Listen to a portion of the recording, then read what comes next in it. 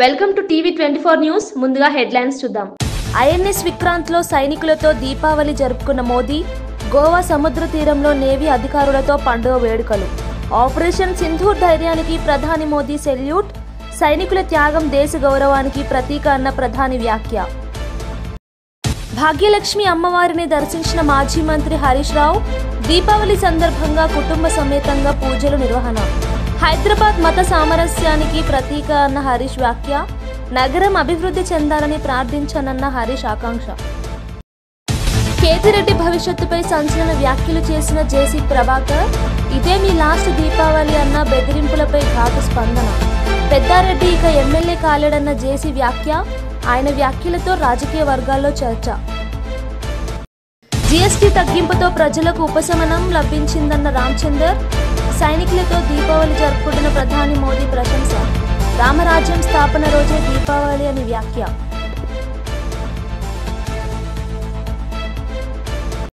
గోవా సముద్ర తీరంలో నేవీ అధికారులతో కలిసి ప్రధాని నరేంద్ర మోదీ దీపావళి వేడుకల్లో పాల్గొన్నారు. ఐఎన్ఎస్ విక్రాంత్ పేరు వినగానే శత్రువులకు భయం పుడుతుందని చెప్పారు. మన రక్షణ దళాల పరాక్రమం ప్రపంచానికి ఆదర్శమని కొనియాడారు. ఆపరేషన్ సింధూర్లో త్రివిధ దళాలు ప్రదర్శించిన ధైర్యానికి సెల్యూట్ చేస్తున్నానని పేర్కొన్నారు. సైనికుల త్యాగం దేశ గౌరవానికి ప్రతీక అని తెలిపారు. तेज गति से चलने वाले हवाई जहाज, ये पनडुब्बियां, ये अपनी जगह पर है, लेकिन जो जज्बा आप में है ना, वो उसको भी जानदार बना देता है.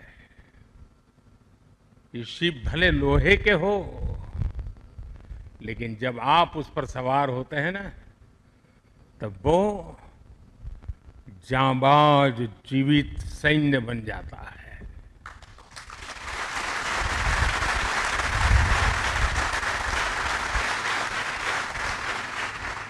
मैं कल से आपके बीच हूं. एक एक पल मैंने कुछ न कुछ सीखा है, कुछ न कुछ जाना है. जब दिल्ली से निकला था तो मन करता था कि मैं भी इस पल को जी लूं, लेकिन साथियों, आप लोगों का परिश्रम, आप लोगों की तपस्या, आप लोगों की साधना, आप लोगों का समर्पण, ये इतनी ऊंचाई पर है, इतनी ऊंचाई पर है कि मैं उसे जी नहीं पाया, लेकिन जान जरूर पाया हूं, जान सका हूं. मैं अंदाज लगा सकता हूं कि इसे जीना कितना कठिन होगा, लेकिन जब आपसे निकट रह करके आपकी सांस को अनुभव कर रहा था, आपकी धड़कन को महसूस कर रहा था, आपकी आंखों की वो चमक को देख पा रहा था. దీపావళి సందర్భంగా మాజీ మంత్రి హరీష్ రావు కుటుంబ సమేతంగా చార్మినార్ భాగ్యలక్ష్మి అమ్మవారిని దర్శించుకున్నారు. అమ్మవారి ఆశీస్సులతో అందరూ సుఖ సంతోషాలతో ఉండాలని ఆకాంక్షించారు. హైదరాబాద్ మత సామరస్యానికి ప్రతీక అని పేర్కొన్నారు. నగరం మరింత అభివృద్ధి చెందాలని ప్రార్థించానని చెప్పారు. రాష్ట్ర ప్రజలందరికీ కూడా దీపావళి పండుగ శుభాకాంక్షలు తెలియజేస్తా ఉన్నాం. ఆ అమ్మవారి దయతోని రాష్ట్ర ప్రజలందరూ కూడా సుఖ సంతోషాలతో ఆయురారోగ్యాలతో ఉండాలని, ఆ అమ్మవారు మనందరినీ చల్లగా దీవించాలని ప్రార్థించడం జరిగింది. ముఖ్యంగా హైదరాబాద్ అంటేనే ఒకప్పుడు మత సామరస్యానికి మరి ప్రతీకగా మన హైదరాబాద్ ఉండేది. చార్మినార్లో భాగంగా భాగ్యలక్ష్మి అమ్మవారి దేవాలయం ఉండడం, హిందువులు ముస్లింలను గౌరవించడం, ముస్లింలు హిందువులను గౌరవించడం, ఒకరి పండుగను ఒకరు, ఒకరి సాంప్రదాయాల్ని ఒకరు గౌరవించుకునే గొప్ప సంస్కృతి మన హైదరాబాద్కు ఉంది. ఈ హైదరాబాద్ నగరం ఇంకా ఇంకా వెలిసిల్లాలని, ఇంకా అభివృద్ధి పథంలో ప్రయాణించాలని అమ్మవారిని ప్రార్థించడం జరిగింది. సీఎం రేవంత్ పై సోషల్ మీడియాలో పెడుతున్న చిల్లర పోస్టులకు బీఆర్ఎస్ పార్టీ బాధ్యత వహించాలని ఎమ్మెల్సీ వెంకట్ బల్మూర్ అన్నారు. స్వేచ్ఛ పేరుతో తప్పుడు ప్రచారం అంగీకారమని విమర్శించారు. పోలీసులు కఠిన చర్యలు తీసుకోవాలని, లేకపోతే యువత వీధుల్లోకి వస్తుందని హెచ్చరించారు. కేటీఆర్ సమాధానం చెప్పాలని డిమాండ్ చేశారు. ఉన్నత అధికారుల గురించి నిన్న కూడా బీఆర్ఎస్ పార్టీ సోషల్ మీడియా హ్యాండిల్లో వాళ్ళు ఏదైతే గౌరవ ముఖ్యమంత్రి రేవంత్ రెడ్డి గారి గురించి కూడా అనుచిత వ్యాఖ్యలు ఒక పోస్ట్ చేయడం జరిగింది. ఎన్నో సందర్భాల్లో దీని గురించి మేము పోలీస్ శాఖ కూడా కంప్లైంట్స్ ఇవ్వడం జరిగింది. ఈరోజు ముఖ్యమంత్రి గారి పైన పెట్టిన పోస్టు ద్వారా తెలంగాణ రాష్ట్ర వ్యాప్తంగా ఉన్న యువత అందరూ కూడా, విద్యార్థులు యువకులందరూ కూడా వాళ్ళ మనోభావాలను దెబ్బతీసి గౌరవ ముఖ్యమంత్రి రేవంత్ రెడ్డి గారి గురించి మాట్లాడిన మాటల పట్ల అందరూ కూడా ఆవేశంతో రోడ్లెక్కే పరిస్థితి ఉంది. సో పోలీస్ అధికారులకి ఈరోజు మేము విజ్ఞప్తి చేస్తున్నాం. నిజామాబాద్ ఏదైతే జిల్లా పరిధిలో జిల్లా అధ్యక్షులు, అదేవిధంగా జిల్లా పరిధిలో ఉన్న నాయకులందరితో కలిసి నిజామాబాద్ సిపి గారికి ఒక కంప్లైంట్ కూడా ఈరోజు మేము ఇవ్వడం జరుగుతుంది. ఈ రకంగా ముఖ్యమంత్రి గారి పైన పోస్టులు పెట్టిన BRS party official social media handle, దీనికి సంపూర్ణ బాధ్యత ఆ party working president Kalvakuntla Taraka Ramarao పైన కఠినమైన సెక్షన్స్ పెట్టి ఆయన పైన చర్యలు తీసుకోవాలి. తీసుకోకపోతే, ఆ పోస్ట్ పైన రియాక్ట్ కాకపోతే తెలంగాణలో యువకులని ఆపే పరిస్థితి ఉండదు. పెద్ద ఎత్తున యువకులు, విద్యార్థులు రోడ్లపైకి వచ్చి ఆందోళన చేసే పరిస్థితి ఉంటుంది. కేటీఆర్ పైన కూడా దీని బహిరంగ క్షమాపణ చెప్పకపోతే కల్వకుంట్ల తారక రామారావు పైన కూడా దాడులకి దిగాల్సిన పరిస్థితి ఏర్పడుతుంది. ఈరోజు పోలీస్ అధికారులు మీరిక్కడ కొంతమంది యువకుల్ని అడ్డుకునే ప్రయత్నం చేస్తున్నారు. కానీ తెలంగాణ రాష్ట్రంలో ప్రజలందరూ కూడా ఈరోజు గౌరవ ముఖ్యమంత్రి రేవంత్ రెడ్డి గారి గురించి మాట్లాడితే ఆగే పరిస్థితి ఉండదు. సో తక్షణమే దీనిపైన రియాక్ట్ అయి కేసులు పెట్టి కల్వకుంట్ల తారక రామారావు పైన, బీఆర్ఎస్ పార్టీ హ్యాండిల్ నడిపే వాళ్ళపైన కఠినమైన చర్యలు తీసుకోవాలని చెప్పి మీడియా ద్వారా పోలీస్ శాఖ కూడా విజ్ఞప్తి చేస్తున్నాను. ఏపీని పెట్టుబడుల కేంద్రంగా మార్చుతున్నామని విజయనగరం ఎంపీ కలిశెట్టి అప్పలనాయుడు తెలిపారు. సీఎం చంద్రబాబు, ఉప సీఎం పవన్ కళ్యాణ్, మంత్రి లోకేష్ చొరవతో వైజాగ్ ఐటీ హబ్ గా మారుతోందని చెప్పారు. గూగుల్, కాగ్నిజెంట్ వంటి సంస్థలతో ఒప్పందాలు కుదుర్చుకున్నామని వెల్లడించారు. జగన్ అబద్దాల ప్రచారం ప్రజలు నమ్మరని అన్నారు.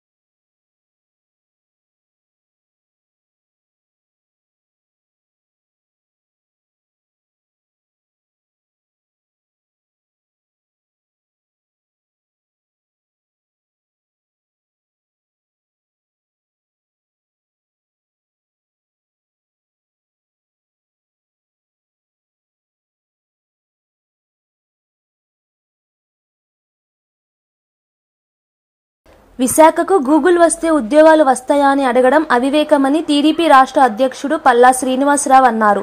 1,30,000 కోట్ల పెట్టుబడులు వస్తే ఉద్యోగాలు తప్పవని పేర్కొన్నారు. 1998లో చంద్రబాబు హైదరాబాద్కు మైక్రోసాఫ్ట్ తెచ్చినప్పుడు కూడా విమర్శించారని గుర్తు చేశారు. ప్రజల మనోభావాలకు అనుగుణంగా ముందుకు వెళ్తామని చెప్పారు. అసలు 1998లో రాష్ట్ర ముఖ్యమంత్రిగా ఆ రోజు చంద్రబాబు నాయుడు గారు ఉన్నారు. హైదరాబాద్ని మైక్రోసాఫ్ట్ తీసుకొచ్చిన తర్వాత ఆ రోజు కూడా చాలామంది అన్నారు, ఇదేమైనా కూడు పెడుతుందా, మనకేం కంప్యూటర్ కూడు పెడుతుందా అని అడిగారు.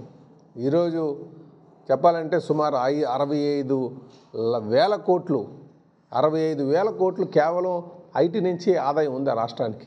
65,000 crores అంటే మాటలు కాదు, ఇంకా ఎక్కువ ఉంటుంది. నేను ఫిగర్స్ ఒకసారి చూస్తే ఇంకా ఎక్కువ ఉంటుంది.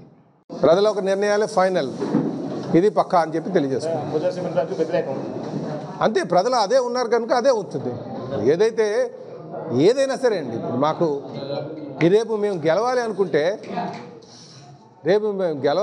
ప్రజలు ఓట్లేస్తే గెలుస్తాం, కానీ కంపెనీ వాళ్ళు ఓట్లేస్తే గెలం కదా సార్. ముందు ఇప్పుడు మా మనుగుడు కూడా చూసుకోవాలి కదా.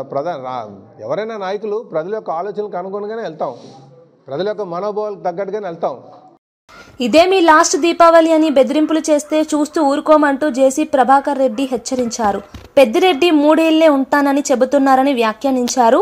కేతిరెడ్డి చిన్నవాడు కాబట్టి మళ్లీ అవకాశం ఉండొచ్చని, కానీ పెద్దారెడ్డి ఇక ఎమ్మెల్యే కాలేడని తెలిపారు. ఆయన వ్యాఖ్యలు రాజకీయ వర్గాల్లో చర్చకు దారితీశాయి. లాస్ట్కు అనంతపూర్ డిస్టిక్ లో కోవిడ్ కంట్రోల్ చేసింది ఎవరు తెలుసా? ఆర్డిటి లేకపోతే ఏమైందా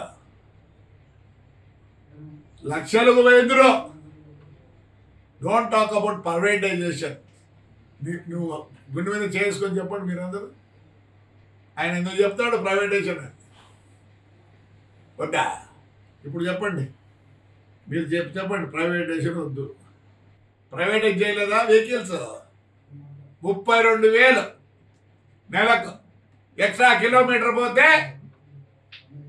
ఆ డీజిల్ బిల్ ఇచ్చినారు. అది ప్రైవేటైజేషన్ కాదా? గవర్నమెంట్ ఉంటే ఎవరి దగ్గర రావడంలే. ఈ ప్రైవేటైజేషన్ మానుకోండి. నేను దండిగా టాపిక్ ఉంటే మాట్లాడండి, ఎవరో తింటారు మనం మాట్లాడతాడు. ఆయన ఏమో అంటాడు ధర్మవరం అయినా ఇదే లాస్ట్ దీపావళి. నమస్కారం సార్, చిన్నోడు రా నువ్వు, రఫా వద్దు.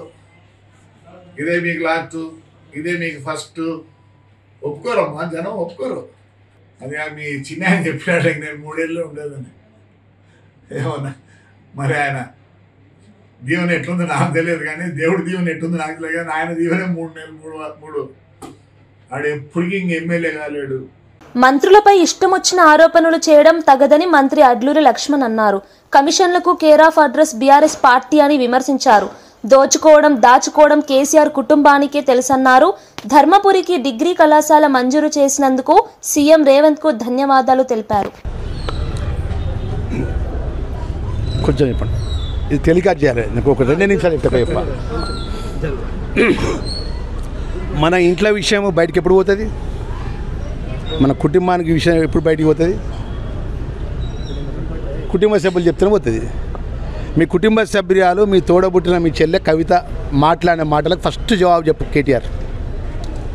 ఆమె మాట్లాడింది కదా వీడియో ఒకటి వచ్చి, దాచుకున్నారు కమిషన్లతో మొత్తం మా నాయనను మొత్తం ముంచిండ్లు, మా నాయనను మొత్తం నట్టెట్ట ముంచిండ్లు, మా నాయన దేవుడు ఇంద్రుడు చంద్రుడు, మా నాయన కేసీఆర్ అని చెప్పి కవిత మాటలకు కేటీఆర్ ఫస్ట్ జవాబు చెప్పమని. కమిషన్లకు కేర్ ఆఫ్ వాళ్ళు, కకృతి పరులు వాళ్ళు, దాచుకుందామా అనేది ఆలోచన వాళ్ళకు. ఒక 20 నెలల లోపటిన ఇంత విషయం ఎందుకు, ఇంత కకృతి ఎందుకు, ఇంత దురాలోచన ఎందుకు? నువ్వు మొన్న 2023 ఎన్నికల లోపల ప్రజలు తీర్పు చెప్పినారు. ప్రజాపాలన ఇందిరమ్మ రాజ్యంలో ముఖ్యమంత్రి గారికి అవకాశం ఇచ్చినారు.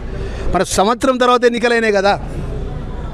మీ నాయన మహానుభావుడి నేతృత్వంలో జరిగిన కారు సారు 16 కేసీఆర్ గారు చెప్పిన మాట ఏమైంది నాయన? పార్లమెంట్ ఎలక్షన్లో ఏమైంది చెప్పండి. ఇంతకంటే సాక్ష్యం కలిగేలా పోయి బై ఎలక్షన్ సంబంధించిన విషయంలో లేకపోతే మా వ్యక్తిగతమైనటువంటి ఆరోపణలు చేస్తున్న కేటీఆర్ జర నోరు దగ్గర పెట్టుకో. ఏది పడితే అదే మాట్లాడితే మంత్రులం కదా అని చెప్పి ఇంకొక మీ సహచారం మీ బంధువు హరీష్ రావు నీకు నీ చుట్టం మంత్రి అంటాడు, దండుపాలు ఏమాట మమ్మల్ని పట్టుకొని మంత్రులను పట్టుకొని ఏం మాట్లాడతాను నేనే చెప్పినా. నువ్వు మాట్లాడిన ఏదైతే క్యాబినెట్లో మాట్లాడిన విషయం లోపల క్యాబినెట్లో మేము ఏదైతే వ్యక్తిగతమైన మంత్రుల యొక్క విషయాన్ని మాట్లాడిళ్ళు, ఏదైతే కమిషన్లకు సంబంధించిన సబ్జెక్టు మాట్లాడిళ్ళు అంటే నేను చెప్పిన నిన్న దమ్ము ధైర్యం ఉంటే హరీష్ రావుకి చెప్పిన సిద్దిపేటలో శ్రీ వెంకటేశ్వర స్వామి దేవాలయం ఉంటుంది. ఎందుకంటే దేవాలయం పేరు ఎందుకు చెప్తున్నా నేను ఒక మంత్రిగా అంటే, నేను డబ్బున్నోని కాదు, పొద్దున్న లేస్తే దేవుణ్ణి ప్రజలు నమ్ముకొని బయటికి వెళ్తా. దేవాలయం ముందు చెప్తున్నా కాబట్టి ఆయన కూడా హరీష్ రావు గారిని శ్రీ వెంకటేశ్వర స్వామి దేవాలయం ముందు సిద్దిపేటలో ఆయన నామినేషన్ చేసే రోజు అక్కడ పెట్టి కాగితం పెట్టిపోతారట. క్యాబినెట్లో ఎలాంటి వ్యక్తిగతమైనటువంటి చర్చ జరగలేదు. నువ్వు ఏదైతే తప్పుడు ఆరోపణలు చేస్తున్నావో, ప్రభుత్వాన్ని బురదల్లి కార్యక్రమం చేపడుతున్నావో, ప్రభుత్వాన్ని ముఖ్యమంత్రి గారు రేవంత్ రెడ్డి యొక్క నేతృత్వంలో ప్రభుత్వాన్ని ఏదో విధంగా అప్రతిష్ట పాలు చేయాలని చెప్పి నీవు దురుద్దేశంతో మాట్లాడుతున్నావో, నేను ఆ దేవాలయం కాడికి వస్తా. క్యాబినెట్లో జరిగిన విషయాలు మా ముఖ్యమంత్రి గారితో అనుమతి క్యాబినెట్లో అంతర్గతంగా జరిగేట్టు చర్చ, దాని ముఖ్యమంత్రి గారు అనుమతి తీసుకోవాలి. అనుమతి తీసుకుంటే ఆ డే టు టైం చెప్పు. అక్కడ బోరో బాయో ఉంటుంది, తడి బట్టలతో ఇద్దరం స్నానం చేద్దాం. నువ్వు హరీష్ రావు నువ్వు స్నానం చేయి, కేటీఆర్ తీసుకొస్తే కేటీఆర్ స్నానం చేపి, అదేవిధంగా ఇంకా సంతోష్ రావు ఇస్తే సంతోష్ రావు కూడా స్నానం చేపి, ఇంకా మేము టీఆర్ఎస్ పార్టీ మాజీ మంత్రులు అందరూ స్నానాలు చెప్పి నేను ఒక్కరిని వస్తా. అదే గుడికాడ స్నానం చేసుకుంటా. ఆ జిల్లా మంత్రి ప్రభాకరణ కూడా తీసుకొస్తా, మా బీసీ నాయకుడు మా అన్నను కూడా తీసుకొస్తా, మా అన్నను కూడా స్నానం చేపిస్తా. ఇద్దరం మంత్రులం గుళ్ళ చూద్దాం, మాట్లాడే యథార్థం ఏందో ప్రజలు. రాష్ట్రంలో కాంగ్రెస్ పాలనలో అన్ని వర్గాలకు చీకట్లు కమ్మేశాయని బీఆర్ఎస్ నేతలు అన్నారు. కేటీఆర్ పారిశ్రామికవేత్తలకు పెట్టుబడులు తెచ్చినప్పుడు ఇప్పుడు వారికి గన్లు చూపిస్తున్నారని విమర్శించారు. రేవంత్ రెడ్డి బీజేపీతో కలిసిపోయారని, రెండు పార్టీలు బడే భాయ్ చోటే భాయ్లా మారాయని ఎద్దేవా చేశారు. రావడం నిజంగా దురదృష్టకరం. అందుకని కొత్తగా పెట్టుబడులు వస్తలేవు, ఉన్న పరిశ్రమలు తరలిపోతున్నాయి. పేరుకేమో దావోస్ పోయినా, వేరే దేశాల పర్యటనలు పోయినా ఎన్ని వేల కోట్లు ఎన్ని లక్షల కోట్ల పెట్టుబడులు అంటున్నారు, ఒకటి మెటీరియలైజ్ అవుతలేదు. వాళ్ళ పారిశ్రామికవేత్తలను ముఖ్యమంత్రి గారికి దగ్గరగా ఉండేటటువంటి వ్యక్తులే గన్నులు పెట్టి బెదిరించేటటువంటి పరిస్థితి వస్తే ఇక మరి రాష్ట్రంలో పెట్టుబడులు ఉంటాయా, ఇంకా పెట్టుబడులు ఎవరైనా పెడతారా, పరిశ్రమలు ఉంటాయా, వస్తాయా, వాళ్ళ రాష్ట్ర ప్రజలు కూడా ఆలోచించాలని కోరుతా ఉన్నాం. ముఖ్యంగా ఈ మధ్య కాలంలో జరిగినటువంటి కొన్ని సంఘటనలు, మంత్రుల మధ్య విభేదాలు, ఒక మంత్రి ఇంకో మంత్రిని తిట్టడం, ఒక మంత్రి శాఖలో ఇంకో మంత్రి జోక్యం చేసుకోవడం, ఇవాళ మంత్రుల మధ్యనే సమన్వయం లేదు. ప్రభుత్వం ప్రజల సంక్షేమాన్ని పక్కన పెట్టి మంత్రులు, ఎమ్మెల్యేలు, ఎంపీలు, అధికార పార్టీ నాయకుల సంక్షేమం కోసమే ఈ ప్రభుత్వం పనిచేస్తున్నట్టుంది తప్ప రాష్ట్ర ప్రజల సంక్షేమానికి కోసం ఒక్క నిమిషమైన సమయం కేటాయించి వీళ్ళు ఆలోచిస్తున్నట్టుగా కనబడతలేదు. ఆనాడు ఎన్నికల ముందేమో అన్ని డిక్లరేషన్ల పేరిట అన్ని వర్గాలకు చాలా హామీలు ఇచ్చి హడావిడి చేసిర్రు. రైతు డిక్లరేషన్ అన్నారు, వరంగల్లో సరూర్ నగర్లో యూత్ డిక్లరేషన్ అన్నారు, కామారెడ్డిలో బీసీ డిక్లరేషన్ అన్నారు, చేవెళ్లలో ఎస్సీ ఎస్టీ డిక్లరేషన్ అన్నారు. ఏ ఒక్క వర్గానికి కూడా వీళ్ళు ఇచ్చిన హామీ ఒక్కటంటే ఒక్కటి అమలు చేయలే. 420 హామీలు బోగస్, వాళ్ళ మేనిఫెస్టో ఒక బోగస్. ఇవాళ ఇక్కడ నడుస్తున్నటువంటి సర్కారు ఒక సర్కస్ లాగా మారిపోయి రాష్ట్రం యొక్క పరువును ఇవాళ దేశం ముందు తీస్తున్నటువంటి దుస్థితి కనబడతా ఉంది. ముఖ్యంగా వీళ్ళు మాట్లాడితే ఇందిరమ్మ రాజ్యం, అందరు ఆత్మగౌరవంతో బతుకుతున్నారని చెప్పి నిన్న ముఖ్యమంత్రి గారు మాట్లాడతారు. కేసీఆర్ గారి నాయకత్వంలో ఆనాడు బాబాసాహెబ్ అంబేద్కర్ భారత రాజ్యాంగాన్ని రచించినటువంటి మహానుభావుడు. ఈ దేశంలో ప్రజలందరూ స్వేచ్ఛ, సమానత్వం, సౌభ్రాతృత్వంతో గొప్పగా బతకాలని అభిలషించి అద్భుతమైనటువంటి రాజ్యాంగాన్ని ఈ దేశానికి అందించినటువంటి మహోన్నతుడు. ఆయన విగ్రహాన్ని 125 అడుగుల విగ్రహాన్ని హైదరాబాద్ నడిబొడ్డున ఆకాశమంతెత్తున మేము నిలబెడితే ఆ అంబేద్కర్ మహనీయుడిని బందీ చేసిండు ఈ ముఖ్యమంత్రి, ఈ కాంగ్రెస్ ప్రభుత్వం ఈ ఇందిరమ్మ రాజ్యం బందీని చేసింది. దేశానికి రాజ్యాంగాన్ని ఇచ్చినటువంటి బాబాసాహెబ్ అంబేద్కర్ గారి 125 అడుగుల ఆస్ట్రేలియా ప్రజాప్రతినిధులకు ధన్యవాదాలు తెలిపారు మంత్రి లోకేష్. ఆంధ్రప్రదేశ్లో పెట్టుబడులకు అనుకూల వాతావరణం ఉందని వివరించారు. స్పీడ్ ఆఫ్ డూయింగ్ బిజినెస్ తమ బలమని చెప్పారు. పెట్టుబడిదారులు రాష్ట్ర అభివృద్ధికి భాగస్వాములు కావాలని పిలుపునిచ్చారు. Thank the honorable member of parliament Warren who's here, Justin also here, and Karishma, thank you very much for hosting me. Wonderful place, historical building. Let's wait and watch whether democracy is really working or not. Interesting times we live in. So if Praveen has not done his job in convincing all of you, I'll take another shot at it. So I'll give you 3 specific reasons why you should look at Andhra Pradesh. One, the first one being is we have a leadership with a track record. So for those of you who don't know Mr. Naidu, this is his 4th term as Chief Minister. He is a 75-year-old young man. When you meet him, you'll understand it why I said he's young. He's very young at heart. He comes with abundance of energy. But what makes it different this time around is he's backed with a young team. So 50% of the legislatures are first-time MLAs. 17 out of the 25 ministers are first-time ministers. So he's backed with a very young team with a lot of fire in the belly to get things done. And that's what makes it different. And Mr. Naidu is the reason why Hyderabad is what it is today. And people were kind enough to give him an opportunity to build a legacy all over again. And he's now doing it with the new Andhra Pradesh, divided Andhra Pradesh. The second reason is speed of doing business. And I can give you 2 specific examples of it. One, I'm sure all of you have followed the Google's announcement. It's the single largest FDI investment in Indian history, and it's landed in Visakhapatnam. It's a greenfield data center that's getting built out there, and it's not only the data center, it's the whole the landing station, the sea landing cable station that's coming out there. And we are really excited about building the entire ecosystem. I've had an opportunity to meet a few of the data center developers here in Australia, and I've had the opportunity to invite them to Visakhapatnam. But we're really excited to build a larger ecosystem. And we got all this done in 13 months, which is 1 month more than what we agreed with Google on.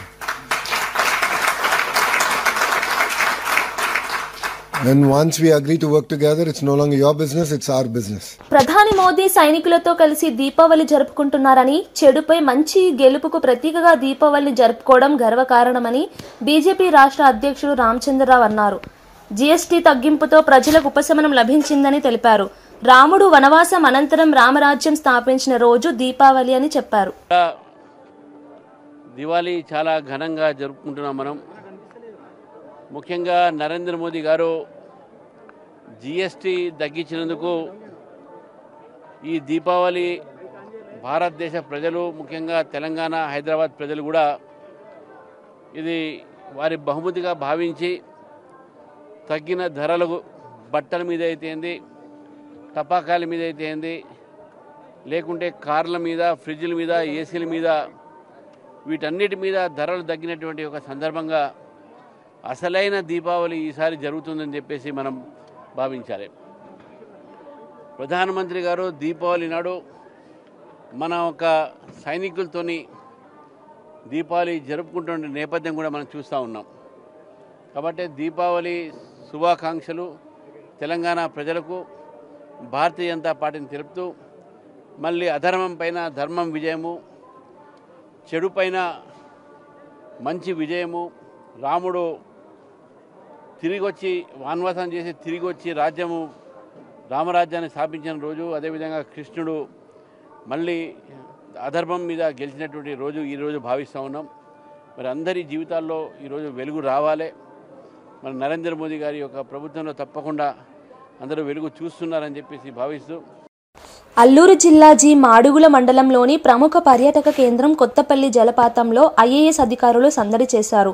సెలవు రోజున పురస్కరించుకుని Paderu ITDA project అధికారిని తిరుమణి శ్రీపూజ, పార్వతీపురం మన్యం జిల్లా sub collector Vaishali, Jaipur sub collector సత్యారెడ్డిలు జలపాత ప్రాంతంలో ఆహ్లాదకరంగా గడిపారు. సహజ సౌందర్యం మధ్య జలపాతం అందాలను ఆస్వాదించిన అధికారులు స్థానిక పర్యాటక సదుపాయాలను కూడా పరిశీలించారు. బులెటిన్ ముగించే ముందు హెడ్లైన్స్ మరోసారి చూద్దాం. ఐఎన్ఎస్ విక్రాంత్లో సైనికులతో దీపావళి జరుపుకున్న మోదీ, గోవా సముద్ర తీరంలో నేవీ అధికారులతో పండుగ వేడుకలు, ఆపరేషన్ సింధూర్ ధైర్యానికి ప్రధాని మోదీ సెల్యూట్, సైనికుల త్యాగం దేశ గౌరవానికి ప్రతీక అన్న ప్రధాని వ్యాఖ్య. భాగ్యలక్ష్మి అమ్మవారిని దర్శించిన మాజీ మంత్రి హరీష్ రావు. దీపావళి సందర్భంగా కుటుంబ సమేతంగా పూజలు నిర్వహణ. హైదరాబాద్ మత సామరస్యానికి ప్రతీక అన్న హరీష్ వ్యాఖ్య. నగరం అభివృద్ధి చెందాలని ప్రార్థించానన్న హరీష్ ఆకాంక్ష. కేతిరెడ్డి భవిష్యత్తుపై సంచలన వ్యాఖ్యలు చేసిన జేసీ ప్రభాకర్. ఇదే మీ లాస్ట్ దీపావళి అన్న బెదిరింపులపై ఘాటు స్పందన. పెద్దారెడ్డి ఇక ఎమ్మెల్యే కాలేడన్న జేసీ వ్యాఖ్య. ఆయన వ్యాఖ్యలతో రాజకీయ వర్గాల్లో చర్చ. జీఎస్టీ తగ్గింపుతో ప్రజలకు ఉపశమనం లభించిందన్న రామచందర్. సైనికులతో దీపావళి జరుపుకుంటున్న ప్రధాని మోదీ ప్రశంస. రామరాజ్యం స్థాపన రోజే దీపావళి అని వ్యాఖ్య.